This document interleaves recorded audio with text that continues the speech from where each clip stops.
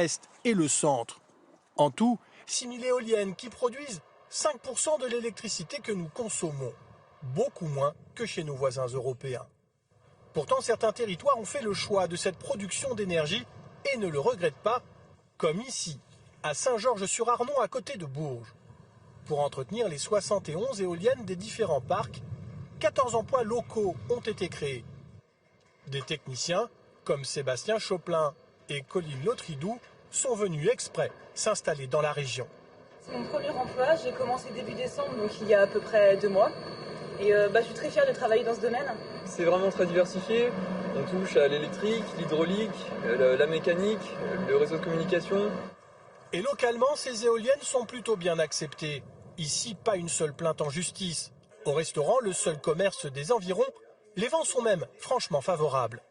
Enfin, moi, ça me dérange pas. C'est utile en plus. Une énergie propre. Moi, ça me dérange pas parce qu'elle fait pas de bruit et c'est pas polluant. On n'a jamais retrouvé de perdrix coupé en rondelles, ni de... Pour moi, c'est bien pour mon commerce.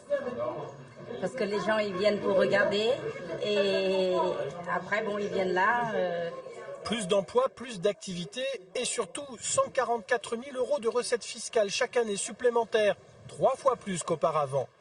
Avec cette manne, le maire a refait entièrement la place du village avec une médiathèque, aménagé les abords de la rivière, installé une guinguette, des jeux pour les enfants et baissé la taxe d'habitation.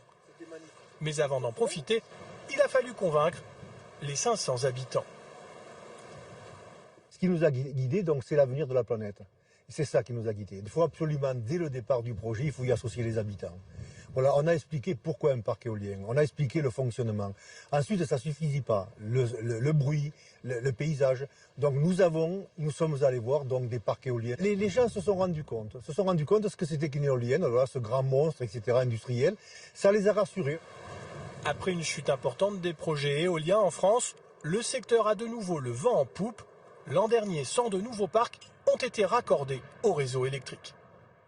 Voilà la vie parmi les éoliennes. Bonjour Alexia Mayer. Alors justement, où est-ce qu'on en est ?